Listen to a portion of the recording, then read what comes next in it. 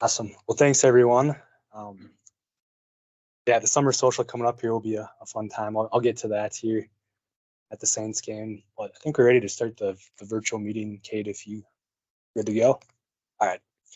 So before we get to the presentation, I'll go over some NCITE updates. So a few weeks ago, we had the ITE Great Lakes District annual meeting in Grand Rapids, Michigan. If you don't know what the ITE Great Lakes District is, it comprises of 6 different ITE sections around the Great Lakes area. And we found out there that NCITE won the 2023 Outstanding Section Award and 2023 Section Momentum Award. So congrats to all the members and those who have contributed to NCITE over the last year. Special congrats to the board members and committee chairs who planned all the events. The conference was a good time. The picture to the right is a handful of our NCITE members that attended the opening reception. That's the only picture I actually have from the conference. But yeah, it was at Duckpin Bowling. It was a good time. I think we had 20 to 30 NCIT members that attended the conference. Yeah, it was two full days of presentations and a couple of evening receptions. So definitely a good time there. Some upcoming meetings. We have our summer social July 25th. And that's a joint meeting with MSES, ITS Minnesota, and WTS. Tickets are $10. If you're a member of one of those organizations, I think we have 160 people signed up so far, and they extended registration until next Friday. So if you wanna attend, you still have time to register for that. And then later in the summer, we have our ITE International annual meeting in Portland. So feel free to look that up if you want to attend that. And that's all I had for updates. So with that, I'll hand it over to Caitlin to introduce the speakers today.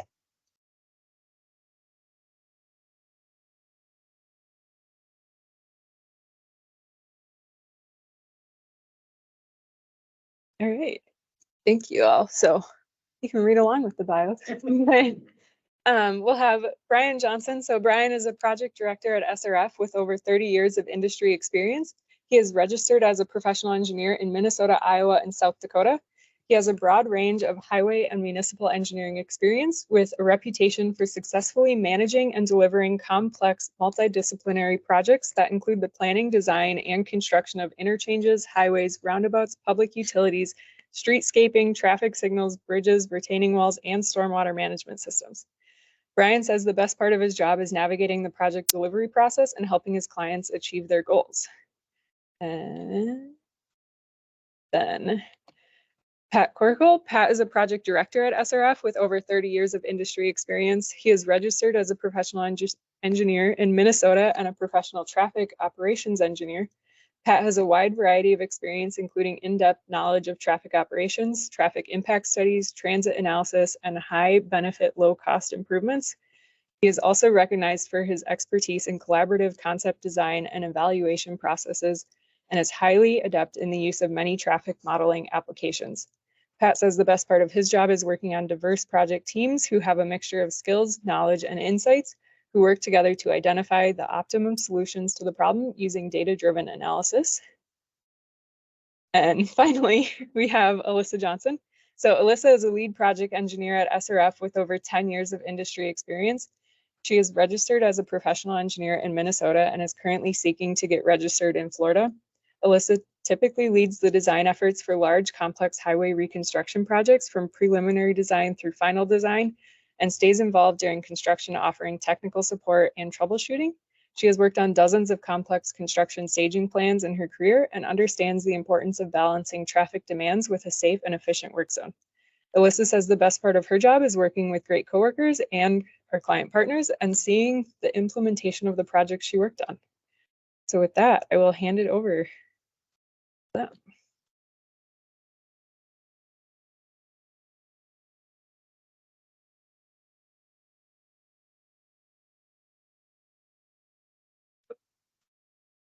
You all right?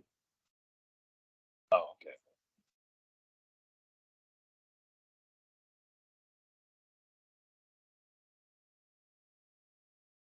All right. Well, thanks for that nice introduction.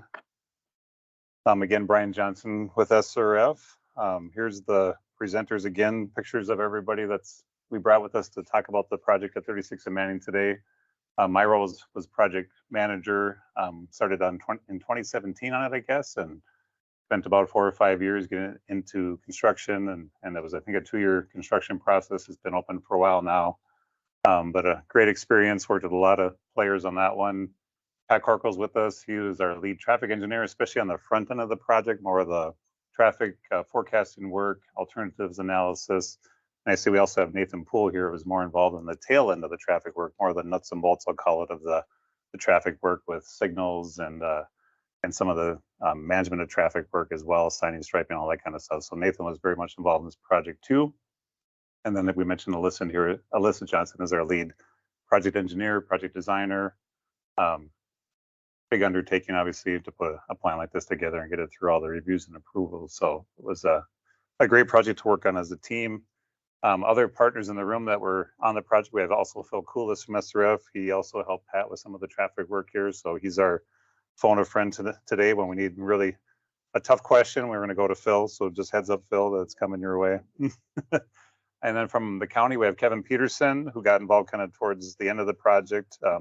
You guys know Nathan Arnold. He was the project manager from Washington County throughout the duration, but Nathan went to Olmsted County towards the end of the project, and then Kevin kind of took over to help close the loop there. And I see Nick here too. I don't know if you were too involved, Nick, right, in the project at all, but okay. Okay. And obviously Joe Gustafson was heavily involved. And as I was driving out here today, I was thinking about Joe had this all figured out on the back of a napkin long before we came up with the ultimate solution. You know, he had it all pretty much figured out. I think if you look at the funding application, he had a sketch in there that was pretty close to what we ended up with, and it took all of us to prove that he was right. So, so it took a bit, but we got there.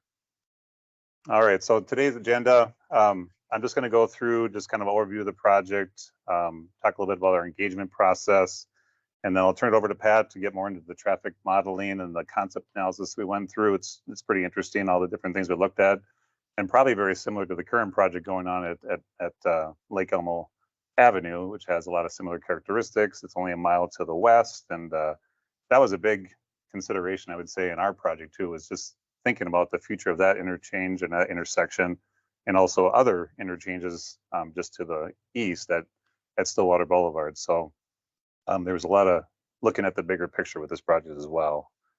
And then I'll turn it over to Alyssa from there to talk about the construction staging and MOT. And we also have Nathan here to help back her up with any tough questions. And then I'll just talk about a few other highlights of the project at the end. So as you probably could tell today in the drive here, there's a lot of regional significance to this corridor, right? With all the traffic trying to get to and from Stillwater, across the river to Wisconsin, especially on a holiday weekend. So I think we're already experiencing that today, right, with the traffic volumes that we experience. So, but a very important corridor for a lot of reasons, a lot of freight traffic. And once the St. Croix River Crossing Bridge opened, we immediately saw about a 20% increase in traffic out there. So it really spiked right out of the chute. Plus, we were anticipating another 20 to 30% growth from our projections in traffic forecasting here. So the traffic was compounding very rapidly as we were getting into this project. So, but a very important route nonetheless. Right. So you probably are very much aware of this too, that there's several projects along the corridor. The county especially has invested a lot of time and money into improving this corridor. It is a MnDOT facility, but the county's led several improvements along it. And I apologize, this graphic is a little outdated, but it highlights Manning Avenue right here is kind of the intersection that was still at grade. Here's the one that's under study right now at Lake Elmo. And the other one that's still at grade is down here at Century Avenue. And at this time, Hadley hadn't been completed yet. So obviously this is outdated by a few years, but several improvement projects, whether they be, there is a couple of arc cuts put out there, I think, and some signalized improvements as you get into Stillwater area, and a lot of grid separated interchanges between there. So a lot of investment in this important interregional corridor. All right, so project location, as you probably are familiar, is just a ways down the road, a mile down the road here, but just wanted to show this map as a good kind of contextual map here with the area before the interchange came in. In the northwest quadrant, we have a golf course to contend with there right against the roadway, so that was a big landmark feature to work with. And then a lot of planned development. You know, when we started this, there wasn't too much in the area to worry about, but we knew there's a lot of stuff going to be there someday. And up in the northeast quadrant there's a planned hospital campus that I'm not sure where they're at in that planning, but it's the developer does own the property, and I think there used to be a greenhouse there, and that's gone now, but they do plan to build that at some point, and it's going to be pretty extensive as far as I know. And then the southeast quadrant here, also owned by a developer that's looking forward to building apartments and commercial buildings, a gas station, all kinds of stuff at that location after the interchange went in. So a lot of our coordination on the front end here was with developers going in so we could set the table for what this thing needs to look like. And then in the south west quadrant, there's a neighborhood called the Sanctuary neighborhood, which unfortunately the only way in and out of Sanctuary is at 36 and Manning. So we're basically building the interchange right on top of where the people get in and out of their neighborhood, and obviously that's not easy to do. So Alyssa's going to tell us how we figured out that solution, but it was landlocked and the only way in and out of the neighborhood there. Doesn't really show on the map here, but there's also, if you're familiar with the area, there's a major Excel transmission line out here. There's a 345 kilovolt line next to a 115 kilovolt line. And another huge obstacle to work around if you ever had to move a power tower like that, it's not easy to do. Of course, we had to do that with this project.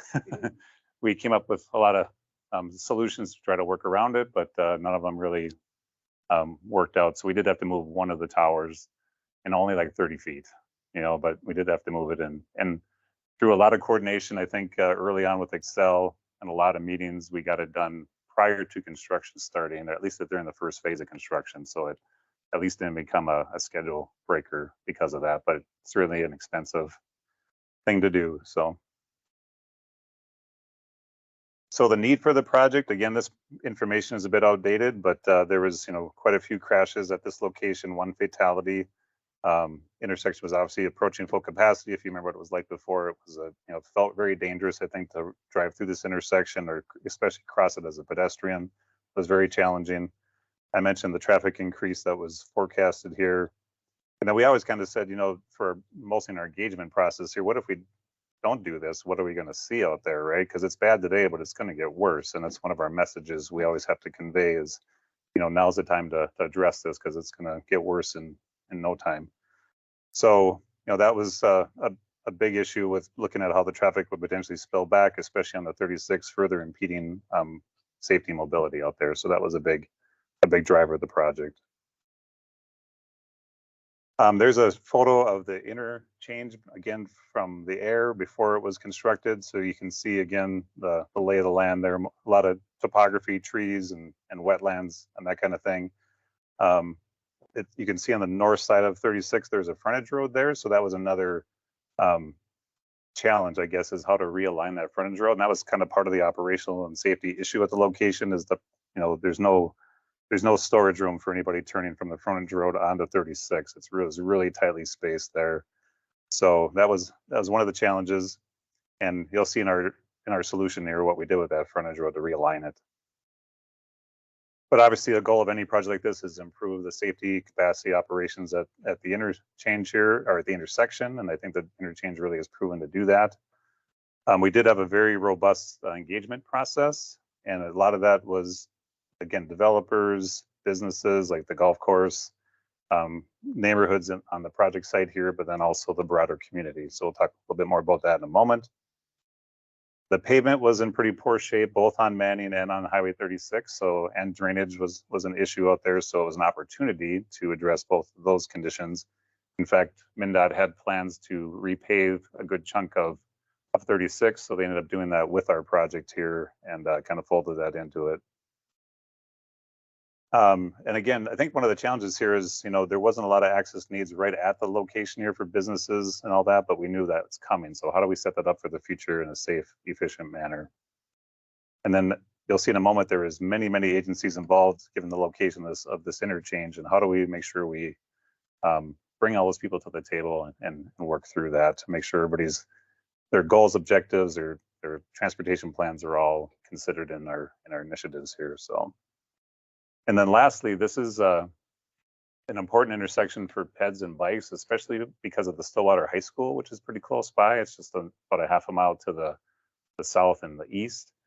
And there's a trail that kind of goes through the area today for a mountain bike club, which I think has over 100 bikers in it. But they pedal through this area and then they cross Manning or cross 36 and go up Manning to the regional trail system to do their biking. And so prior to this interchange, they were biking across 36, which is kind of dicey.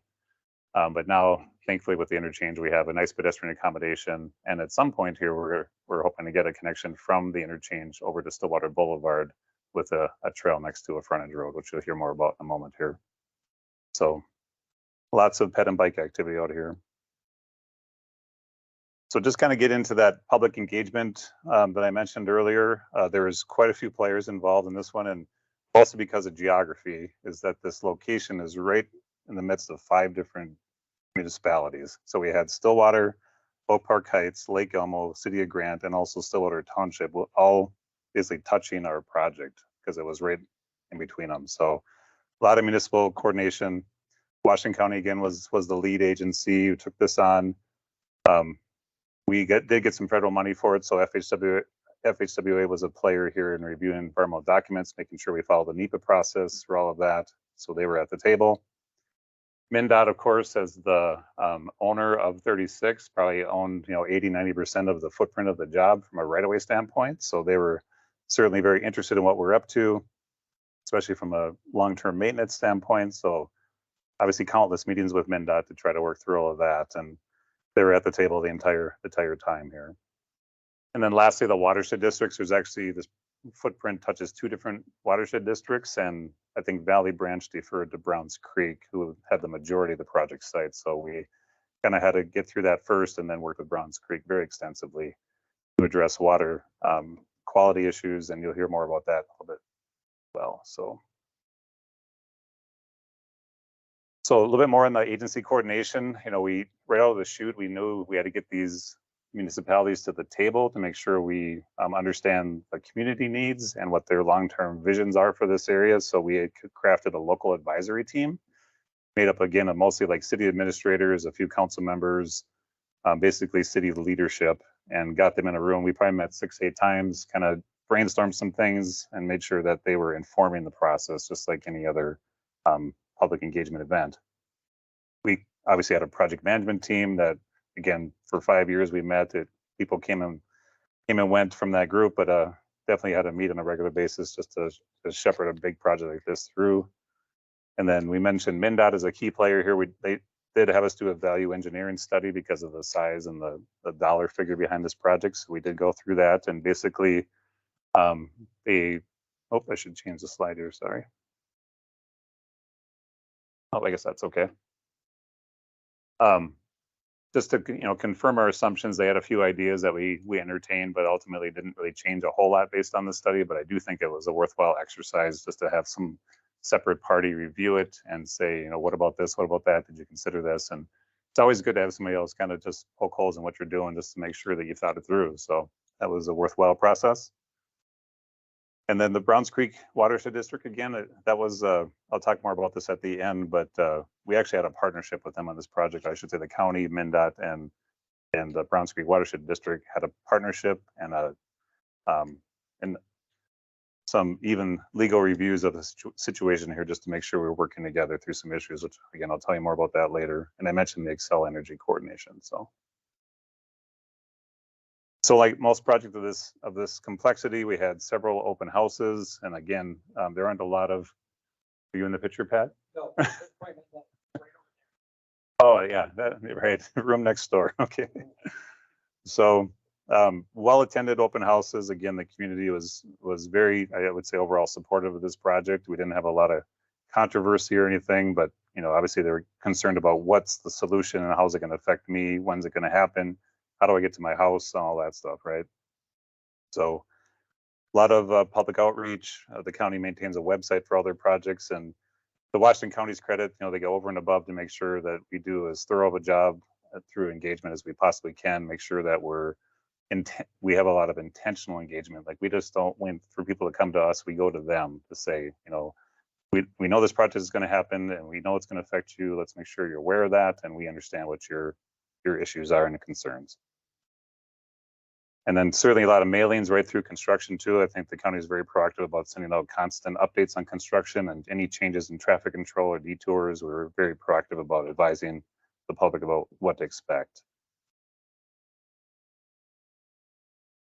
And so I mentioned this already, but the plan development, this is just a computer rendering of what it could look like. And that's that same perspective, kind of looking at the interchange, looking towards the northeast. So that's kind of the planned campus there. And then I mentioned this connection from the interchange. It's just kind of stubbed out right now, but eventually we envision connecting this road over to Stillwater Boulevard, where the high school is. The county's just kind of embarking on that project right now. And there is some planned development again in that same location. So I think over the next few years, you might see some dramatic changes out here. Oh, and I should say too, that one of Pat Corkle's challenges here was that, if this happens, it might have another 25,000 cars just going through this interchange based on what we were seeing. So that's not a small number. So we were trying to plan ahead to say, if this happens, what does that do to traffic? And do we have the capacity for that? So Pat says we do. All right. So that's it for my part here, and I'll come back at the end and tell you a few more things that I was telling you about earlier, but I'll turn it over to Pat and you can talk all about traffic. Don't take away the microphone. No. All right. Thanks, everybody.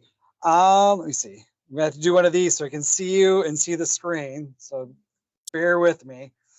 One of the things I think that you kind of heard Brian talk about with this intersection, and I'm going to give you a few of the main things, and I think Brian kind of led to that. But one of the first things was when we first started on this, the new river bridge going over the St. Croix was just opening up. So, a lot of the data was old. We collected new data after that had opened, and yeah, you're seeing like that through traffic probably increased by 15 to 20%. So there's a lot more through traffic. So one of the first things we needed to do was go collect the data. And so you can see up here in the gray box is the existing volumes of them back in 2018. And when you look at the numbers, you see Manning being pretty busy and obviously the low 40s for 36. But again, on that south side, it was really just the sanctuary. And if you kind of go through it, and you kind of go, hey, if you just put a grade separation in here, it's going to work great. The problem was, as Brian mentioned, all the blue spots where we really didn't know what volume set you were designing to. You really needed to understand that it needs to kind of work with that. But if the northeast quadrant develops, what should we have? If the southeast quadrant develops, what are we going to do? And then they both develop, what are we going to do? So there was a lot of thought into that and a lot of iterations on what this could be and making sure it could work for any of those scenarios. The forecasts that we did develop were out of the Washington County travel demand model. And you can see, I mean, there's, some places I've worked in, Ramsey County, Hennepin County, maybe you're going to see 0.5% growth. Over here, we were seeing something more than that. You're going to see that more 1% or more per year. So we're looking at numbers more on like in the 50,000 range on 36. And like most of the movements, you wouldn't be surprised that southbound to westbound going towards the cities is kind of the heavy movement and obviously back. But there is a fair amount of traffic that wanted to come down Manning, make that left, and then maybe go over to Stillwater Boulevard to continue south. There isn't obviously that goes into the neighborhood. There's no connection to the south. So they're kind of making different kind of patterns to get through the area. So how did we kind of try to figure this out? And I would say this is early on when I didn't know much about streetlight, but we started talking about streetlight data. And so that was kind of the question of, I'm going to say this green box here, just on Manning north of 36, where are those people coming and going to? And about 60% of that traffic is going to and from the east here. But we wanted to kind of understand maybe, again, who's going down here, who's going towards the high school, to better understand as we look at concepts, what we should be considering. And you can see, kind of on that Stillwater Boulevard 5, it's almost between slightly less than 20% want to get to that area. So it's kind of telling that we're getting these short little trips on 36 to go to the south. And there's also a fair amount of people destined, maybe the bar we're going to later, or the other retail area that's, in Oak Park Heights. And then what is it? About 7% that was continuing on towards the east. So we really try to use this information to kind of share with everybody on the local stakeholders, where are people trying to come and go out of the existing intersection and where they'd like to go with interchange that we might design. And so kind of going back to originally where, we had these volumes, talked about the dailies. We did spend, as we're kind of going through the project, we were like, we need to do a sensitivity analysis. And so that's what we did. And you can see the daily numbers up here, the numbers before in the light gray and the black boxes, but the projected future in the green. And again, that northeast quadrant, it was, expecting the hospital that would move out here, but it had a whole bunch of ancillary, development that was coming with it. That was expected to generate around 16,000 more additional daily trips. That southeast, and I don't know what's going to go in there today, but I know at one time I talked Hy-Vee, and then there'd be some outlots, convenience store, and that was looking at another 14,000. So, that the patterns through that intersection could significantly change depending on if any of these scenarios would happen. And again, so we kind of looked at the new volumes that might be there. And I think you could hear Brian kind of talk about this a little bit before. There was a lot of people, local stakeholders that like the frontage roads that are out there. They're on the north side. There was a little bit of a desire to talk about, like, can we do something on the south side? And how do we kind of, it's a little bit disconnected there, just off the page on the north side. How can we connect all that up? So these are all things that we're trying to play into what this concept could look like. For those who like to geek out on numbers, we'll put some numbers up for everybody. This had been existing after the 36, the bridge over the river opened. This would be AM, and to the right would be the PM numbers. And again, you can see even, Manning coming down in the morning, there is quite, it surprised me how many southbound lefts there were that are going over and actually heading over to Stillwater Boulevard. And you can see the numbers even back then were, almost, 1,500 to 1,700 in the through lanes. So there's quite a bit. And then of course you can see the sanctuary where you just have that one residential development. You're talking, I'm sure I rounded those up, so they were pretty small numbers coming out of there. Give you a little bit of idea of then going through what I'll call the no build. This would have came out of the regional model, so it had not included the additional blue developments. This would have just been out of the regional model, and you can see that the 36 traffic is really starting to jump. I mean, it's close to 2,400, 2,300. That's awfully full for an at-grade intersection. So those are the numbers for those who like numbers. A little bit of the ops, and I remember this slide when we were sitting in one of our PMTs, TAC meetings, where we called it with everybody, and it's like, yeah, today maybe it's working. It's right around that level service D.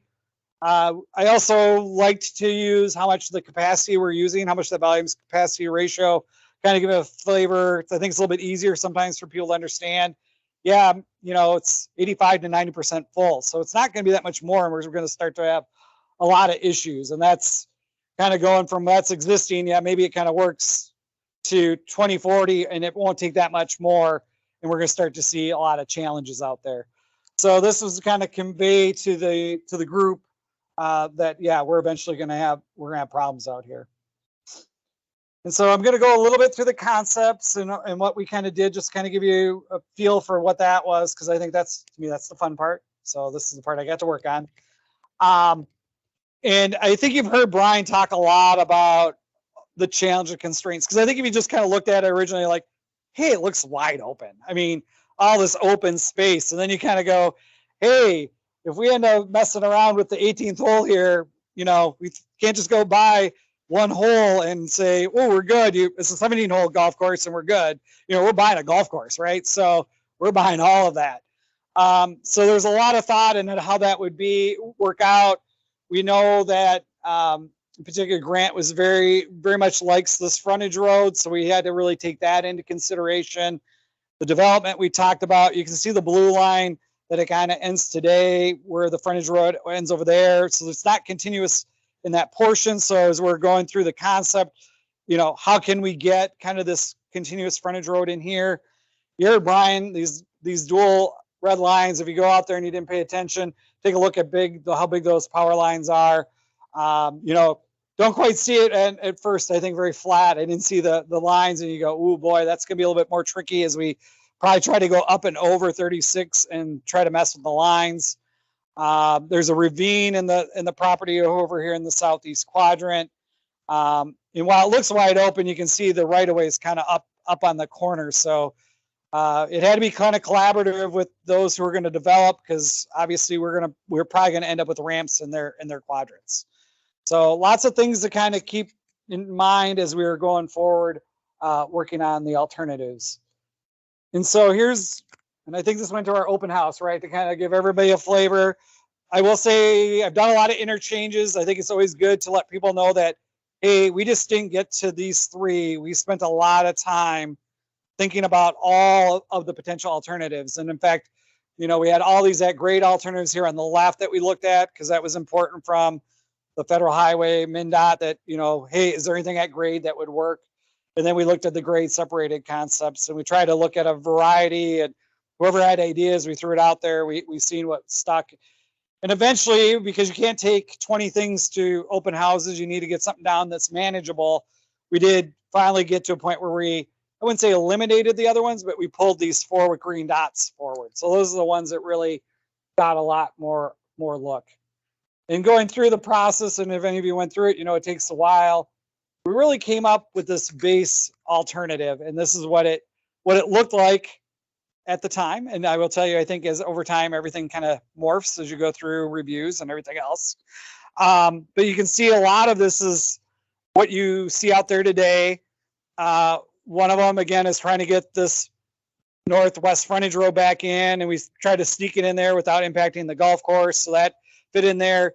Kind of ended up with a little bit of a tricky ramp in here, kind of slip ramp that came in to try to fit that in. You can see how much of the northeast quadrant we had to get into with that property that developed. While we didn't do the northeast frontage road as part of the project, you can see we were thinking about how that would look. So you can see the dashed yellow. We're going to pull it up and bring it up to that intersection that's signalized now. Not yet. Maybe signalized? Soon. Signalized. Nice. And even just kind of thinking about this and just going again through the iterations, you know, who knows how long the golf course might be here. It may be redeveloping.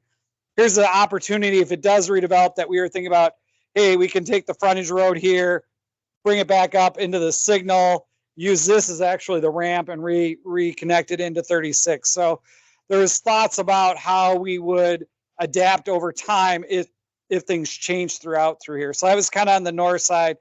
South side, again, just coming off. We ended up with a loop in here. We were trying to get that far enough away from Stillwater Boulevard so we wouldn't need an auxiliary lane. I don't think we ended up with an auxiliary lane when I looked. So that was kind of a discussion with MnDOT. Do we need the auxiliary lane or not? We did go with the loop to kind of pull it far enough away, and you can see some of the distance that are up there. And again, you can see where Brian was talking about this roadway that's serving the development, but also the intent was to connect it over to Stillwater Boulevard. You know, we talked about that 15 to 20% of the traffic that's either trying to go over the high school or down Stillwater Boulevard. Here's that connection. It kind of gives that continuity for the Washington County roadway system. So all these things were going into play as we were thinking about going through this design. So that's where we were for quite a while. And then I'd say, I'm going to go back real quick. So one of the things that if you look at this, it looks a little bit odd, is if you are coming from the sanctuary and you want to go westbound, you're coming out of here, going through the intersection, Basically, you got to go through the ramp intersection with the frontage road, make a U-turn, and get on the ramp. And I think people maybe were okay with it if that number wasn't too big. But as we started to talk about the southeast development and that frontage road, that really wasn't sitting well, I think, with a lot of people. And that number of U-turns started to get very large. So what happened then to accommodate that movement is you end up with the loop that you see out there today.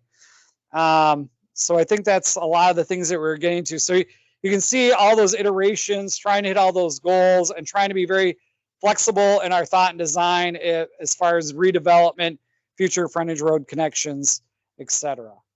Did I miss anything? Okay.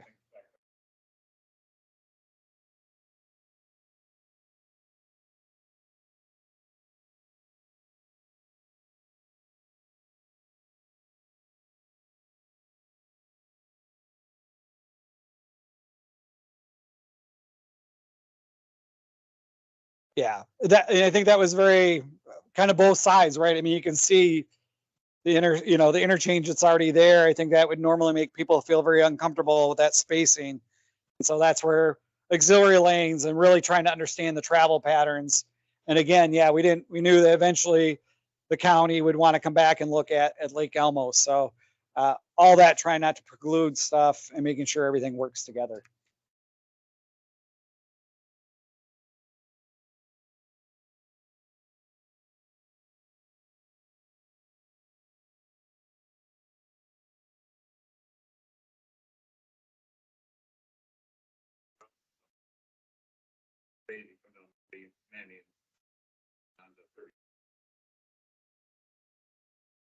There again, that's not ideal, right? You're taking.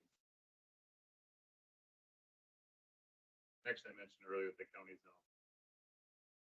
Here is. That will allow manning.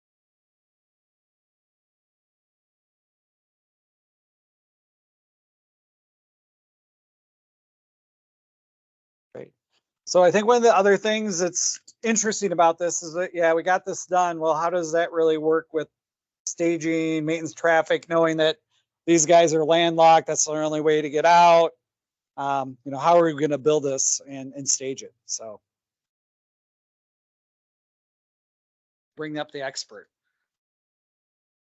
No expert, just tried. All right, so again, my name is Alyssa and I was the transportation or roadway designer of the project, so I won't pretend I know anything about traffic, but of course, you know that we work together all the time, especially for temporary conditions or staging, but also final conditions as well.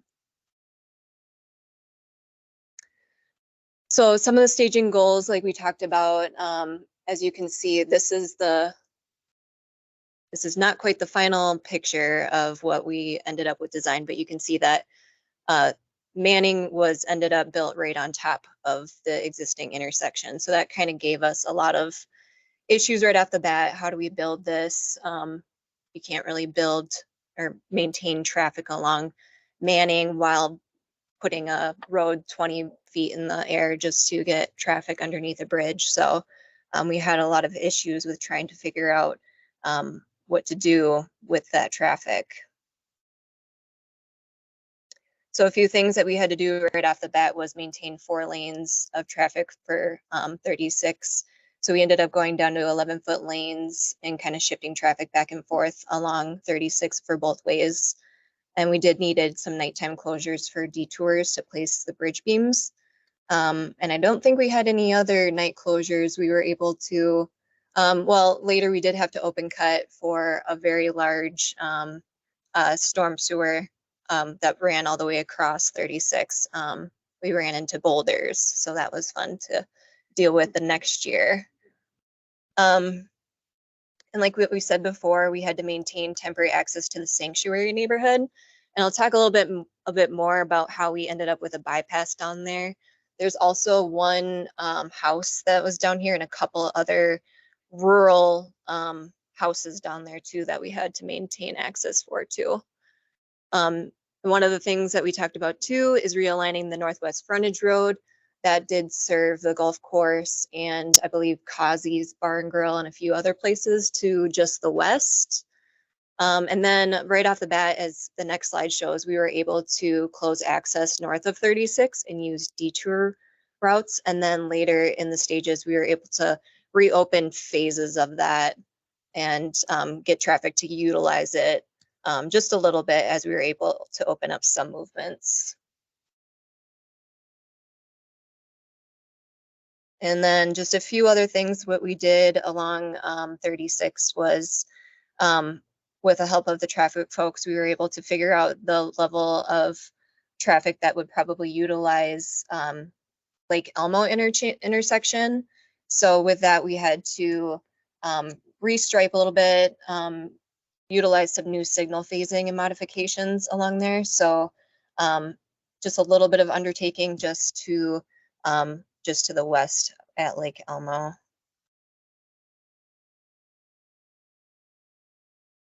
All right, so we had stage 1A, 1B, and 1C, and that was all kind of the short little phases to kind of get us to the meat of the stages. So right away we had to, you can see there's a dash line there. That's kind of the gist of where our bypass is. So we wanted to close off, like I said, that 36 Manning just north of 36 and detour that traffic. So it was closed all the way up to 62nd is just north of 36. So people were able to utilize that detour right off the bat. And we removed the traffic signal right away. And so what we did right away is shifted 36 into the outside lanes first, because we had to build up inside lanes. We had to actually build up 6 foot inside lanes. Just because shifting traffic around, we had to make sure that we had enough space to build everything and not have traffic too narrow through that corridor, maintaining two lanes in both directions. And then again, we closed the northwest frontage road, but we did maintain, you can kind of see on the graphic that oops, did I turn that off? Okay, good. It's green. Sorry, I just pushed a button. But you can see that the entrance to the golf course was still open this entire time too. And then we did convert the opening from the south to a right in, right out. So that did maintain traffic for that sanctuary neighborhood as well. So again, kind of the same graphic. You can see the hatching is a little bit different. So it just meant something different for each stage, that the contractor was continue grading. So it's not like they limited the grading to just the first stage. So we started the preloading of the north abutment, and we have preloading for both the north abutment and the south abutment.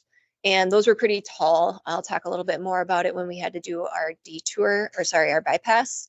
But they were probably like 20 feet high preloads that only had to sit for 2 weeks, but it was a huge undertaking and important to get those done as soon as possible.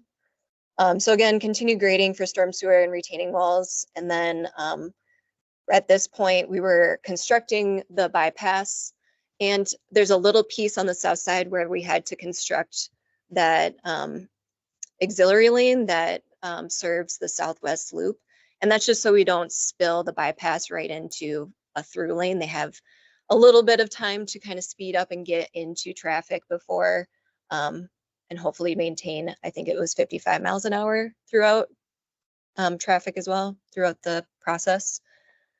So again, we continued detouring and shifted traffic again on 36 just to continue connecting to connecting that bypass. Stage 1C, so we're getting close to the big picture, but 1C again was preloading for the south side of the abutment. And this was important to kind of get the contractor to prioritize the preloading, because it did serve as a sightline issue for the people that were accessing that for the sanctuary neighborhood. So it was important for the contractor to get in, get that sitting for 2 weeks, and then take it out so that they could get their sightlines again. And that's also another important reason why we had that little strip of acceleration lane built, so that they could, if they couldn't see that, at least they weren't blindly going into traffic as well. Another issue with the preloading was that it created issues for a right turn lane as well for the traffic going into the bypass. So it was important for them to, again, get the preloading in there and out so that they could finish up the small piece of that loop and maintain a short little right turn lane for the bypass as well.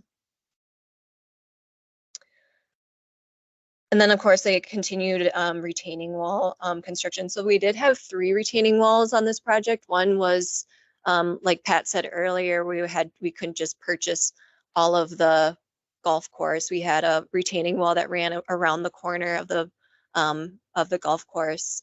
And then we had another one, a big MSC and CIP wall that ran. There's a big wetland on the southwest side that we had one as well. And then our last one you can kind of see in the picture here, it was wall 2 where there was a little bit of preloading that we needed for that one as well.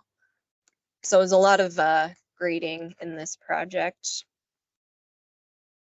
So then Sanctuary neighborhood and those folks to the south were then moved onto this bypass. And one of the problems, or I guess challenges we had with this project was obviously we had to kind of ramp up to 20 feet for an interchange right away. So we had to make sure we moved the bypass far enough north to build as much as we could of Linden Avenue, which is kind of that connection into Sanctuary neighborhood, and maintain enough space for construction and the bypass because we're already moving up around 7 feet in that area. So here's a little bit about our bypass that we had to come up with. We had to make sure that we designed it in a way to allow for emergency vehicles to make turns in here and enough space to build our retaining wall 2, which is the one that's just east of Manning. So we had to make sure that we, again, kept it as close to existing grade so you're not wasting a lot of earthwork, moving in and out dirt, and also allow for temporary drainage. And so we had to make sure we had to connect for the Sanctuary neighborhood, but also there was a few rural houses to the south. And then this house that you can see on the picture, we were unsure if it was actually going to stay throughout construction. So we did have to maintain access through there. And I think it was just a rental house, but of course we had to maintain access for that. And of course, it came with some grading challenges where I think they actually had to come up with their connection just north because it was a little bit steep in that area. So temporarily it was kind of a rough connection for that house, but we made it happen. And then stage 2, again, the detour is open, the bypass is open, but then we kind of switched traffic onto that Linden Avenue, which is just the connection. You can see it's like a light gray color. So we removed that north piece of the bypass and still had to maintain to make sure that there was movement for emergency vehicles. So then in that case, they were able to come in and kind of finish up that loop. And then there was a lot of grading for the ponds, establishing ramp connections for our bigger movements in stage 3. So you can see like that lighter gray hatch color now is meant to be what's actually used for traffic at this point. So at this point where we removed the bypass and brought it back to regular graded area to maintain official drainage in the area, that's the word. And we completed the bridge spans in this stage as well. And you can kind of see like the bridge piece of it is kind of like the last piece of it connecting the 2 intersections on the north and south side of it. So you can see there was some partial access that we got from Manning Avenue that they were able to use. And I believe the detours were adjusted accordingly, but there were some nighttime closures for placing the bridge beams, like I said earlier. In the bridge construction, again, like I said, the beam setting was performed overnight for a full closure of Highway 36 and still maintaining that sanctuary access so they weren't stuck. Also utilizing a combination of flagging and one-way, two-way traffic on the ramps. And I guess the part that was kind of difficult in this situation was that I believe the inside also needed preloading. So the inside was closed at this whole time too, but we were able to remove that barrier lastly. So we just had to make sure there was enough shoulder space too, moving 11-foot traffic lanes around too. So I know we had to work closely with our traffic group just to make sure that they had enough room to work as well.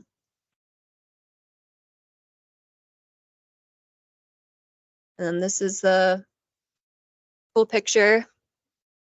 And the interchange was open. So construction went smoothly. I don't think there were any major hiccups except for the boulders that they encountered later. So it did stay on schedule. So there was a lot of different detours as well that we had to maintain throughout construction. So I would say that in general, it was a successful project. And Brian is going to now talk about other cool stuff.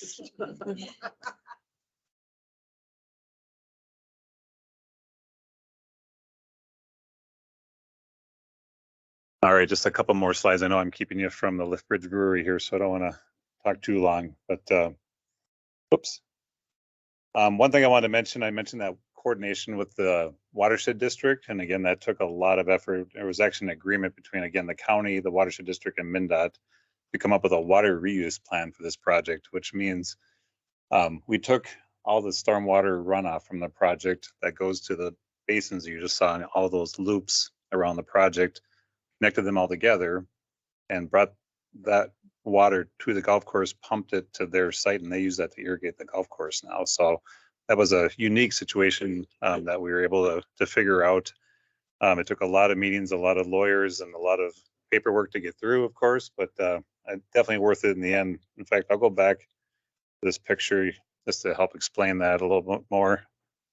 I know, talking about drainage to traffic, folks, is not always the people gloss over, but I'll go through it kind of and vice versa, right? But I'll talk through it real quick. So these 3 ponds are all connected through pipes under 36 and under Manning, but the pond right there next to the golf course is the one that the water is pumped out of. They're all kind of equalized with these pipes, so they're at the same elevation, water depth. But it then goes under that frontage road to a pump house, and then again it supplements the golf course system. They have their own pump and their own irrigation that draws from a well, but this is used to kind of supplement that and really does the bulk of the irrigation for them. So, and really this was also a huge improvement to water quality overall, as far as what that water is being used for, instead of having to treat it and pipe it somewhere else. So of course, there's concerns about, what's that water contained from runoff from the road and salt and all that stuff. But we did look at that, and it seemed pretty negligible for what it was being used for. So, but it was a complicated process, but it really turned out great. And one of the unique things on this project, just wanted to point out. So, let's see. And I think the good news is, because we work so closely with the watershed, it expedited our permit process, and getting a watershed permit sometimes can be tricky in a big interchange with a lot of new impervious surface and a lot of impacts to existing drainage out there. So that was a great partnership, I'll call it, and we worked through that extensively with those agencies. And kind of a cool picture here, you can kind of see this was during construction. The bridge isn't in yet. They're building these retaining walls, all kinds of trucks lined up, hauling dirt. So very unique project site, and it was fun to kind of watch that evolve out in the field. And there's another picture, not quite completed yet, but there was a ribbon cutting ceremony that took place a couple years ago, I think, or was it just last summer? Last summer, yeah. And so just real quick, all the different partners involved there, several cities in the county, obviously MnDOT, and then the contractor was Schaefer with Lunda as a partner as well. We had Braun involved, WSP was involved in construction, inspection. So quite a few players involved, and the ribbon cutting ceremony was great for all the politicians, obviously, to take credit for what we did. So sorry, I had to throw that in there. Any politicians? Yeah.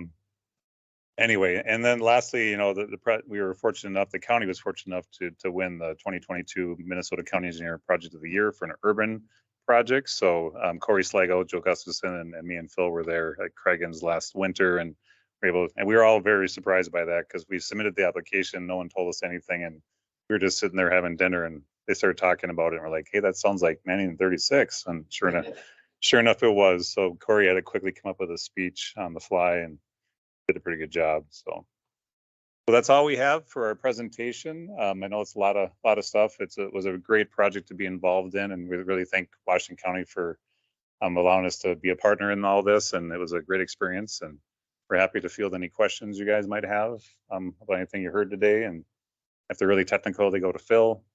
If they're easy, they go to me or Pat. But More of a comment. Our Sure. office is right down the road. Watch that Oh, throughout the entire process. okay. And I will say that when, Oh, good. like usually during a project like that, you'd expect a lot of suggestion. Yeah. Maybe it flowed well. Well, that's good to hear. And I know that I think from a safety standpoint too, I didn't hear any major problems with crashes or anything. I know there was some kid that was driving around, got killed or something like that. Wasn't by the project, that was his own situation. But yeah, I think it had a good track record. And I think the blessing and all that was that we were able to close that north leg of Manning down and detour traffic out of there, because trying to maintain that would have been tricky. And through what Alyssa described with that bypass for the sanctuary, you know, that was a concern at first because, you know, again, going on and off at 36 from a right in, right out at 55 miles an hour is not the best situation to be in, especially with sightline challenges with big piles of dirt in the way. So we did spend a lot of time just making sure there was enough room to decelerate, accelerate, and adequate sight lines, and had flaggers when we had to. And so, but I appreciate the comment though. So Still back up at Lake Elmo. that's the next project, right? That's the next one. Yeah. Yeah. The county's actively looking at that. So more to come on that soon, I'm sure. Right? Yeah. Joe. We added in kind of a north, Mhm. was there pressure? And was it development that caused it, or there was just?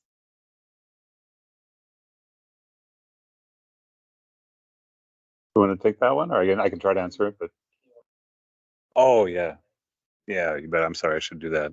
So the question is, was the northeast loop, was there pressure by FHWA to take out the slip ramp because of it? Yeah, so not that I recall, I don't remember that specific thing happening. I do know there was support though for the loop. I know MnDOT was very much behind it to add that in there. Certainly helps with the traffic operations. I know there's been a couple comments about the slip ramp, you know, that it's not the best situation because it comes up quick, it's a sharp turn. There's 2 exit points, you know, it's stacked up like that. So it's not ideal, but we were optimistic that someday the golf course might redevelop and that condition goes away. But I guess I don't recall any specific comments from FHWA on that. Do you remember anything, Pat? I think I blinked it out. No, I think they did ask some questions, but I don't think that was Oh. anything there. Yeah. Yeah, it's maybe just don't remember the situation, I guess, but. There was a second part, John. Oh, I'm sorry. Was there another part to that? No CD road conversation. And that one was more, I think MnDOT was very supportive of, you know, again, this connection I just said for Manning, because they certainly would like to get local trips off of the trunk highway. I think the city of Oak Park Heights was a little bit more concerned about that because, you know, they were, you know, they don't see it. They would rather see the Ox Lane on there or the CD road, I think, to just do that instead of bringing another road into that area. So that's been an issue for a while, but I think the rationale behind that connection prevails. Really, the need for it from a ped bike standpoint and continuity of Manning Avenue standpoint, it all made good sense. So. But slip ramp will be. Yeah. So, Oh yeah, what right. we think. Yeah. Any? I'm just curious as to how much leverage more sensitive about interstate. Right. As far as the weave between the two interchanges, it's something like about 169 bridge. HW1 of the road would require widening a bridge because the main finish the paper. A lot of putting a buffer like that. So there's 2-lane weavings. The difference was that we put in operated at level surface B, what the feds wanted to level surface A, but so we didn't. My daughter lives in Simi Valley, California, and Freeway 118 out there. Main east-west freeway going to San Francisco. Almost all the interchanges in Simi Valley, which is are 4-ramp 2-entrance loop. They work very well, except that there's actually no way to get progression through those 2 ramps because there's no lefts out of them. So you often get stopped at one or the other, but never at both. Those work really well. The space taken up for that northeast loop, that affect the trip generation out of that parcel, or you just figured they would just go more intense? They, one more time, say that, Denny? The northeast quadrant, Yeah. space for the loop, Yes. was that reduced the trip generation from that parcel because of? Oh, because we took space away from them? Yeah. I'm gonna get, I don't think I Yeah, think most of their development's more north. They're more up on I think the hospital, at least the footprint was really intended with more up on the north end. Yeah. Mind you, I think I don't know what we had to pay for it, but I'm sure there wasn't as much intensity down there. We weren't gonna allow them, they didn't want access on Manning. Yeah. Like between where Yeah, we were gonna talk about, but I think we're not gonna do that. Well, I think that was the plan.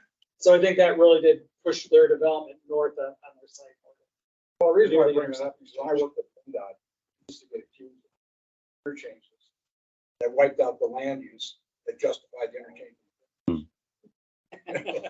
Yeah, I mean, I think if I remember correctly, we shifted the ramp a little further north and put a minimal size loop in there, right, for the speed, so. Right. Right. That's a thought. That reminds me of another objection. Oh. They don't like 2 ons, freeway, particularly their freeways, Mhm.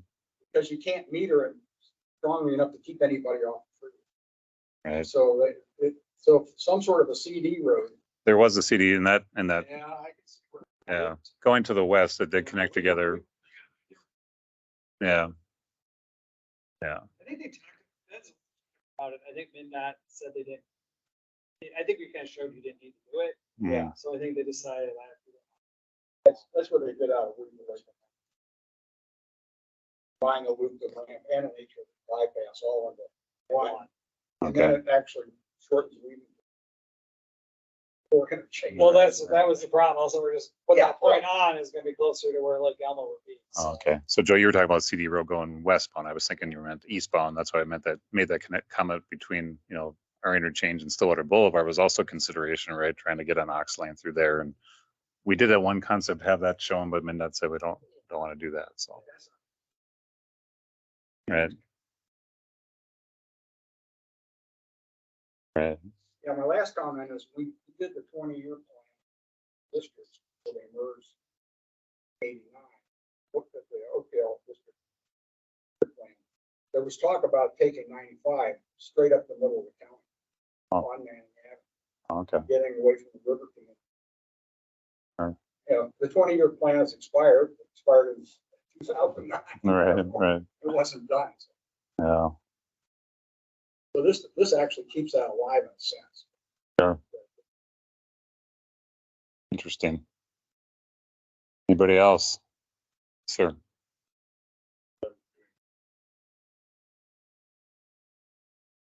Yeah, great questions. The question was there consideration for roundabouts at the ramp terminals? And yeah, we certainly looked at multiple roundabout alternatives, what I remember. Do you want to comment on that? I'll go with a couple of thoughts. Yeah, we did. We did talk about the roundabouts. I think there's the design, because we'd had to figure out, right, our bridge goes up pretty high, where we would have an intersection, we'd have those roundabouts way up in the air. We would have had The grades were steep, I Yeah, remember. it had been steep, so then we'd had longer connections back to the existing grade. I think the other thing at that time, if you think about when we were going through this process, 2019, 2020, MnDOT really wasn't a big fan of multi-lane roundabouts. So when we told them that, yeah, we could do a roundabout, they gotta be multi-lane, that kind of shut down that. Mhm. I think, I don't know where we are today, but at that time, we were definitely, I feel like that's lessened a little bit on some of my experience with lately, but back then they were nowhere near interested in. Anybody else?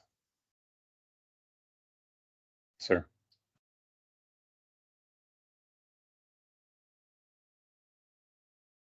What? I didn't hear.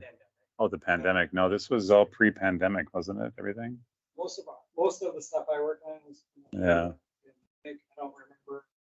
I tagged somebody over there to kind of finish up, so.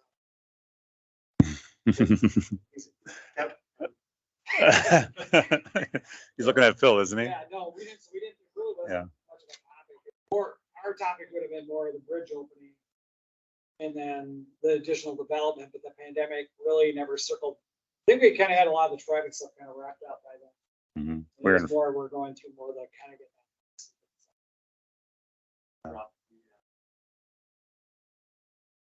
Did it? Yeah, that probably was good. Yeah. It's right back to where it was, or worse though, right? So, yeah. Well, thanks everybody. Really appreciate the opportunity to present this project to you. If you think of other questions after the fact, feel free to contact any of us and we're happy to follow up with you. So, but thanks for the opportunity today.